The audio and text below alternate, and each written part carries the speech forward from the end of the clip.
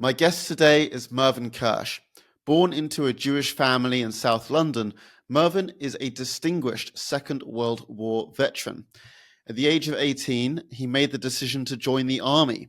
Throughout his service, Mr. Kersh faced the brutal realities of war, witnessing the atrocities of the Nazi regime firsthand as he fought across Belgium, Holland, and Germany. However, it was his experiences witnessing Bergen-Belsen concentration camp that would profoundly shape his life. Mervyn, thank you very much for being here. How are you doing? I'm well, thank you. Despite my age. Good. No, I remember my service, and before my service, the events that led up to the war, that I should say caused the war. I remember them very well. Well, I want to ask you about life before the war. Let's start from the beginning. You grew up in South London in the 1920s. What was that like, especially as a Jew? But apart from the fact that I went to junior school, infant schools we call them here, I left there when I was 9 because I was constantly being beaten up every time I left school, every time I went home. On the way home, I was waylaid by 4, 5, 6 youngsters, probably a bit older, who kept accusing me of killing a Jew, of killing Jesus. You killed Jesus. And they all beat into me. And I kept coming home with bleeding nose and split lip. I did try to protest that I wasn't born 2,000 years ago, but they didn't understand that. Until my parents said we'd better take him away from the school and send him to a Jewish school, which was about 3 miles away.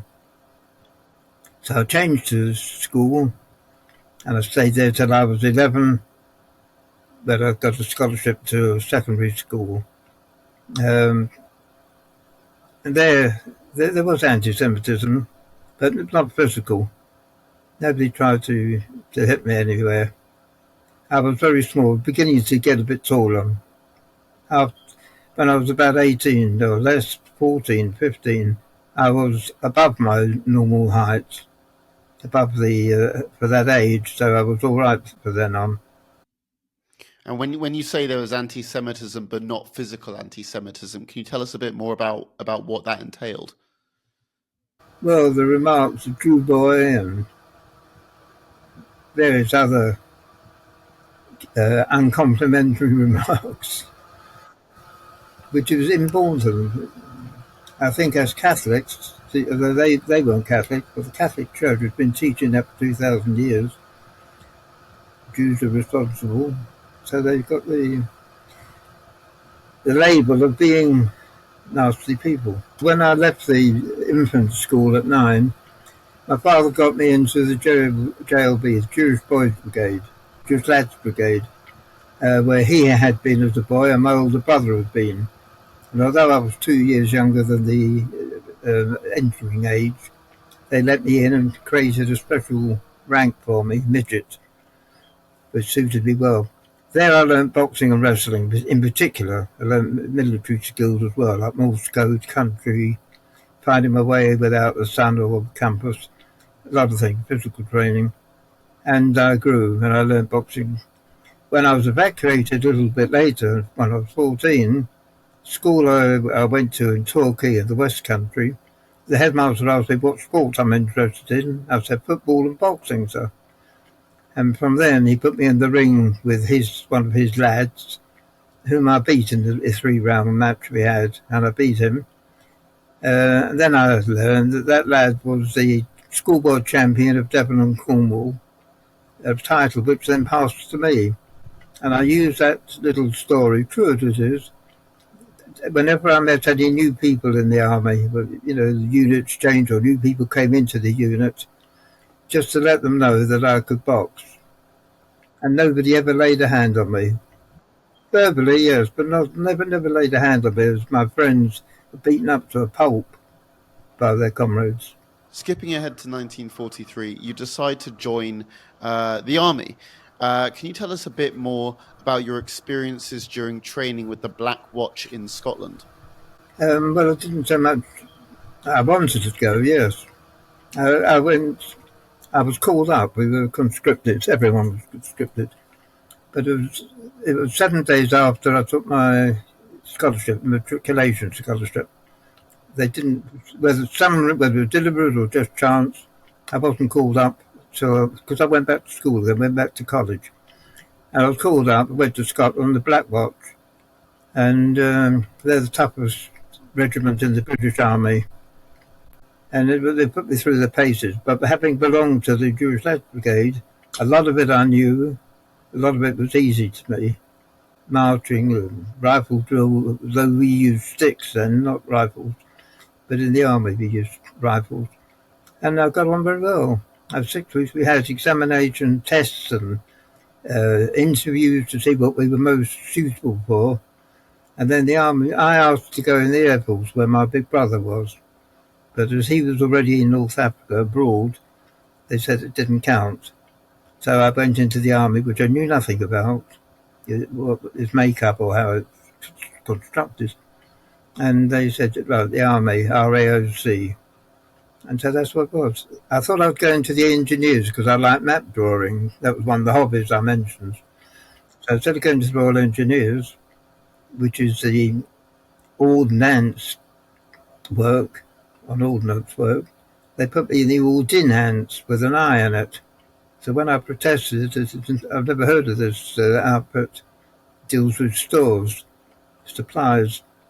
So they explained that someone made a mistake in the spelling, and that's it. Can't change it now. So there I was in the ordnance school for the rest of my army life. And how did you find that? I found it interesting, and I found it challenging, and I found it good. I enjoyed it overall. Now, as a soldier during World War II, you have fought through Belgium, Holland, and Germany. Can you share any memorable moments that you encountered during your time in combat? Well, the first one was France, Normandy. When I went across, I was still feeling a sense of excitement, adventure, and then I went to sleep because I went in the very early hours. I went the night before, and I slept on deck. And when I was woken up at 5 o'clock in the morning, I could just make out the French coast, but I could also make out the shells going from the German big guns out to the ships to hit the big ships, and their retaliation back to the shore. And that sort of woke me up to the fact that it wasn't a game anymore. I wasn't on board. I was on the real thing. And I did get very nervous. I got my book of Psalms out and read ones which happened to be very appropriate. Then we landed. I was with a lot of others, but I didn't know anybody else. I wasn't with my own unit.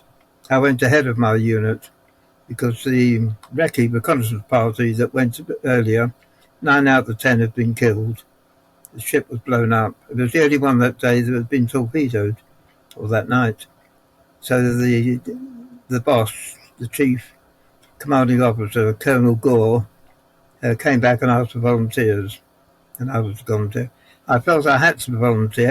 Everyone was silent. Having just been told their predecessors had been killed, it's not very encouraging to ask you to step into their shoes. So nobody moved, and I thought, well, I've better, as a Jew, apart from anything else, I've got to set an example. So I did. You felt that you had to set an example because you were Jewish? Yes. Can I ask why? Well, I suppose the general concept of a Jew is that the Jews are cowards, Jews don't fight, all that sort of thing. I've written a paper on the Jews, the long life of Joshua onwards of Jews fighting. Only one page, but it's I give that out to people nowadays. So I went.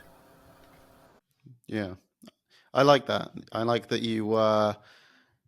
That's incredibly heroic, and in your heroic actions, you dispelling anti-Semitic stereotypes, which I think is incredibly brave and noble. Now, on the 15th of April 1945, Bergen-Belsen concentration camp was liberated. Am I right in thinking that you arrived a few days after Bergen-Belsen was liberated? I arrived a few days afterwards. I was supposed to be going to Berlin to deal with Germany's poison gas shells, but the people who were collecting me didn't know where I was. They hadn't been informed, and I had no idea who was picking me up. So I stayed there 2 weeks, and I realised I was next to Bergen-Belsen, 3 miles from there. So I spent my time at outside Bergen-Belsen. I wasn't allowed in because of the typhus. I only saw those who were able to walk and talk. What was that experience like? Well, it was worse than I had imagined. We'd heard all about these camps from 1942 onwards. But it was worse than, even though I didn't go into it, I saw the people and heard what they had to say. Although it was difficult to talk to them because of the languages. But there were some who spoke English and or a bit of French, and we managed to converse. Okay. And they gave an idea what it was like. And I could see their physical condition, what it was like. Can you share any specific interactions or conversations you had with the survivors that left a lasting impression on you? Well, mostly they wanted to know what's happening in the world. They'd been cut off completely. They knew that they had been liberated, and that's all. So I told them what the position is on the Eastern Front, the Soviet front, and ours. That they were interested in, but then the next interest was what's going to happen to them. Well, I couldn't answer that, but they all said every single one of them I spoke to said they want to get to Eretz Israel, the land of Israel. Really? And reform the state. Wow. There's only one exception I had, was a man who said he's had enough of being a Jew. He's going to go to South America, if he can, marry a Catholic girl and have children who aren't Jewish. That would put paid to his problems. But every single one of them were very adamant that they wanted to get to the land of freedom, the Jewish land, where they could control, through their own government, control their own future. Wow. And I shared it. What was your reaction when you heard that? Was that a surprise to you? It wasn't surprised that it was such unanimity. Mm.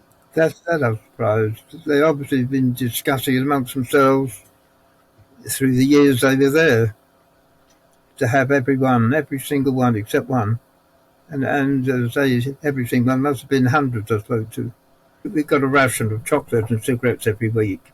Well, I didn't smoke, but some of the prisoners were smoking. They must have been given cigarettes. Well, I wouldn't give them cigarettes. But I gave them chocolate, and their faces lit up. But it's only afterwards that I learned that that's probably the worst thing to give a starving person. So, given that you were right there as it was liberated, what message would you like to convey to those who seek to deny or distort the history of the Holocaust? Well, one thing General Eisenhower's Commander-in-Chief did, and which was very good, was to round up German people living nearby who said they knew nothing was going on, which obviously was a lie because so many thousands of people couldn't pass their towns and villages without them noticing and knowing about it, to go in there.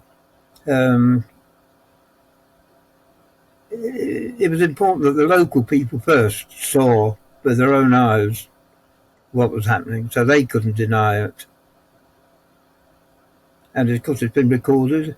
And the most important thing is the Germans themselves were meticulous in keeping records. Every one of the camps had detailed records. Who came in, what number they were given, where they went, what happened to them, what they were told to do, whether killed or put to work. It's the German records. It's not just hearsay. It's not the words of the prisoners. It's not the words of the liberators. The words of the Germans themselves. It's recorded. Now, I have to ask you, what lessons can we learn from the Second World War and the Holocaust in combating anti-Semitism today? First, not to let anyone get away with any remarks. If it comes to physical resilience, but also to instruct them. I do. I put a lot of things on Facebook that people read, non-Jewish people read. I keep to the facts. I don't insult anybody who disagrees. I just try to educate them. And I think I do. The best advice to Jewish people is get your children to go to Israel. I wanted to go to Israel. I ended up, after the war, instead of going to Japan, I was sent to Egypt. I had the last 6 months of the army there. And all I wanted to do was to stay in that part of the world. But my parents begged me to come back. They hadn't seen me. They hadn't seen my brother or my sister for a few years. So I went home, and it's very difficult when you're home then to leave your family again. Almost every week now, we have these large anti-Israel demonstrations in London. A lot of times there is anti-Semitic rhetoric or images being displayed at these events. What are your thoughts on these protests in London today? There've been plenty of wars since the World War. I haven't seen demonstrations like this. It is just anti-Jewish, and they're whipping up anti-Semitism, and they are calling anti-Semitism, and it's spread around the world as far as I can make out. All I can do is argue with anyone who tries to. My voice is limited.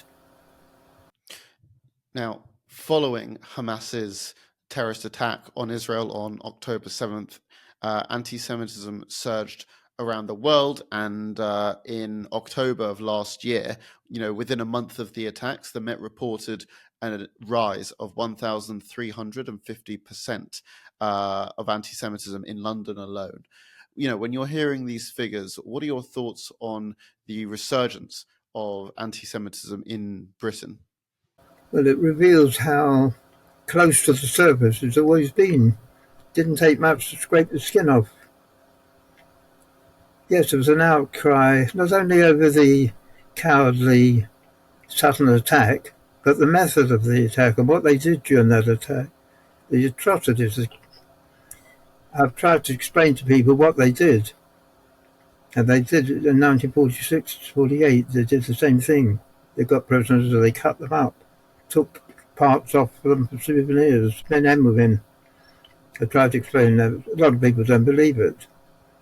But that is the depth of their depravity. And I just tried to put that over. And don't forget, this has been going on pretty well every generation for 2,000 years under different names, whether originally under the original Christians, Romans, who changed the New Testament books that they had, edited them and cancelled, destroyed any other books that there were of the period, history books, to blame the Jews who couldn't blame the Romans because they were Romans, for Jesus' death. And the Jews have been blamed ever since for everything. Well, as you say, this is unfortunately a reoccurring thing. You've been alive for nearly 100 years now. Yeah. In your lifetime, how has anti-Semitism changed in Britain? How is it different over the years, and how has it stayed the same? Well, it used to be, as I said, when I was a very little child, personal attacks. Later, they didn't dare attack me because I was bigger then. I'd take care of myself. But it was always verbal, always there. Either verbally or avoiding me, not answering if I spoke to them, that sort of thing. The word Jew boy was a favourite one. Of course, before the war, we had Oswald Mosley. His thugs used to paint walls all over London, all over other towns. PJ was in a circle, which meant Perish Judah. That was their slogan, and that was wherever you turned, you saw that. Which, although they couldn't put it into practice, was what they were calling for, and rather disturbing, shall we say. And after the war, it was even more annoying because a similar thing a lightning sign, which was the SS signal, although they had two. It was copied there, and the new fascists stood for Parliament. Didn't get anywhere, but Mosley's crowds got the answers that they must get always. Mosley's last speech was at Kensington Town Hall. He had all his followers. It was packed with over 1,000 there. When he finished talking, they started coming out. And as they came out, they were set upon. Jews who were added there. And in an hour, there were only either those who'd run away or those who were lying on the ground injured. And Mosley was ushered out a back door, went to France, never seen again. And that is the only way to deal with these people. If they don't respond to verbal arguments, then you've just got to make them afraid to put their arguments anymore. Now, Oswald Mosley and his band of fascists, they were obviously from the far right, and at that time that's where anti-Semitism was largely emanating from. Now in Britain, it seems that a lot of the anti-Semitism we're seeing on the streets is from Islamists and the far left. But there'll always be anti-Semitism, even if it's suppressed. Mervyn, as we begin to wind down, let me ask you a question that I ask all of our guests, which is, if someone who is not Jewish comes to you and says that they want to help in the fight against anti-Semitism, where should they start? That's a difficult one.